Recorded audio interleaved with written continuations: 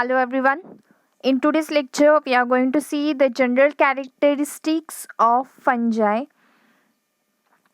Fungi are the group of living organisms which are classified in their own kingdom and which have the complex eukaryotic cell like animals and plants. As fungi shows the different characteristics somewhat related to animals and also plants, so they are placed in the separate kingdom and they are present generally in the eukaryotic form. Now we will see the general characteristics of fungi.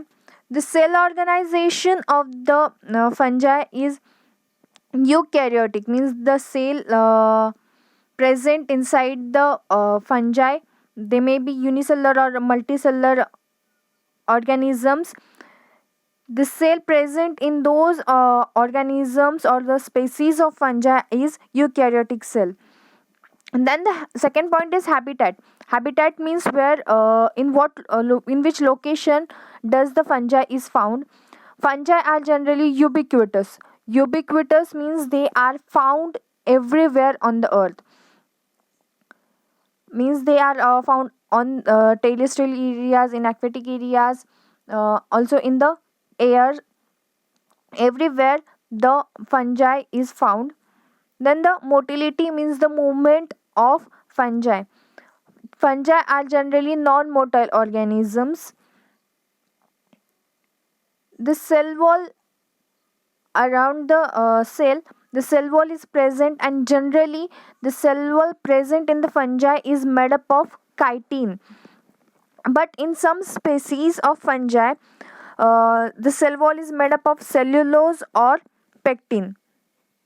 And then these fungi generally consist of branched filamentous hyphae, and also they can produce a chain of spores. Generally, a thread like structure is present around the cell of fungi, which are called as hyphae. And for the reproduction purpose, the fungi produces different types of spores, and these spores form a chain. Then the mode of reproduction in fungi. Now fungi can reproduce by different ways depending on the species, means they can reproduce by vegetative reproduction method. In some fungi, hyphae breaks up into some segments, and each segment grow by repetitive division into fully grown mycelium independently. म्हणजे फंजायमध्ये जे काही हायपी present असतात त्या हायपीचं breakdown होतं to different सेगमेंटमध्ये. एकदा का हायपी break झाला दोन पार्ट्समध्ये, ते दोन्ही पार्ट्स इंडिव्हिज्युअली ग्रो व्हायला सुरुवात करतात आणि अशा वेळी दोन डिफरंट फंजायचे सेल्स ग्रो होऊ शकतात. And this type of reproduction is called as vegetative type of reproduction.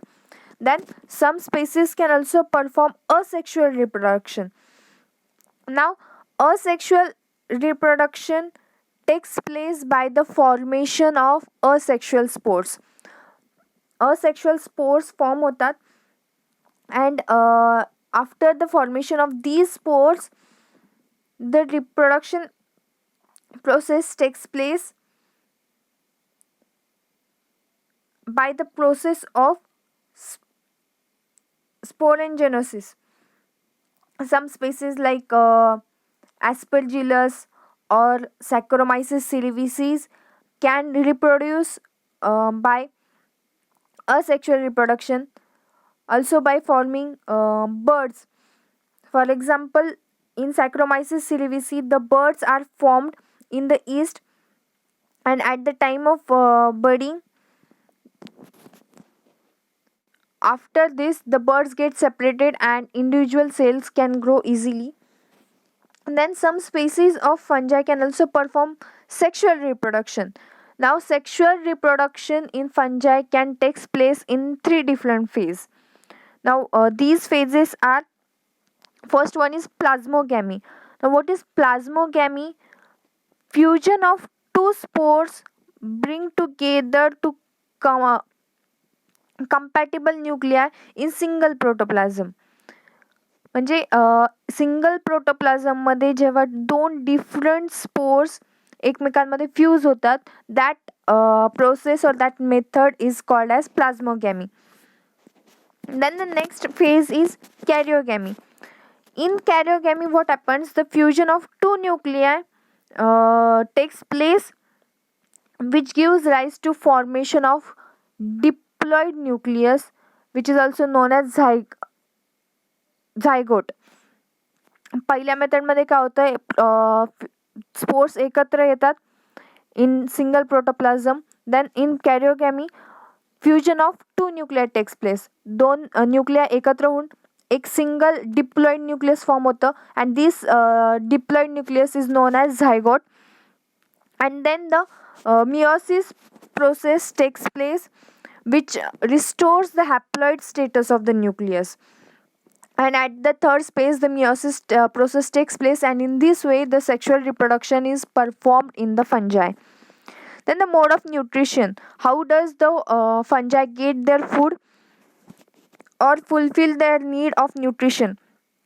This strains of fungi or the fungi are heterotrophic mode of nutrition, means they depend on the other animals or plants for their food, and generally they are saprophytic in nature. Saprophytic in nature means the animals those who feed on dead and decaying matter are called as saprophytes.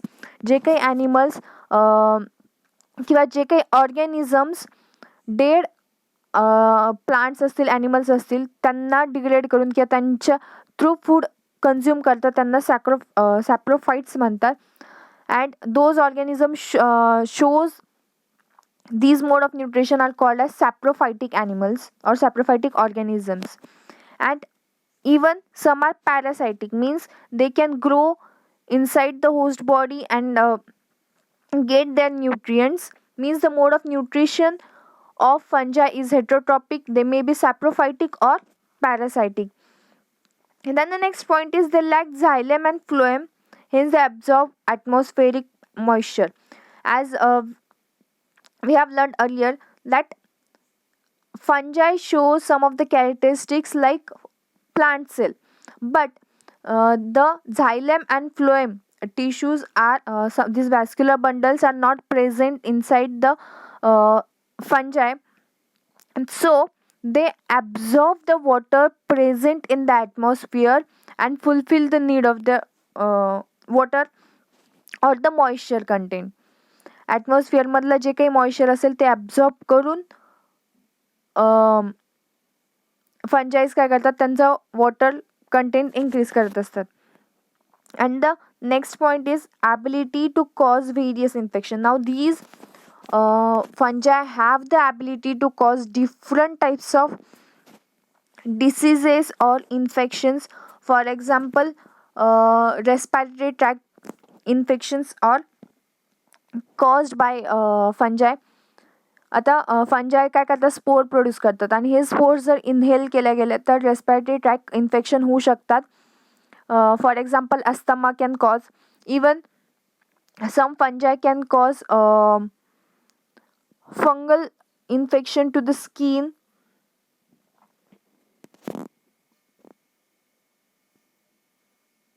These were the few differentiating characteristics of fungi. Thank you.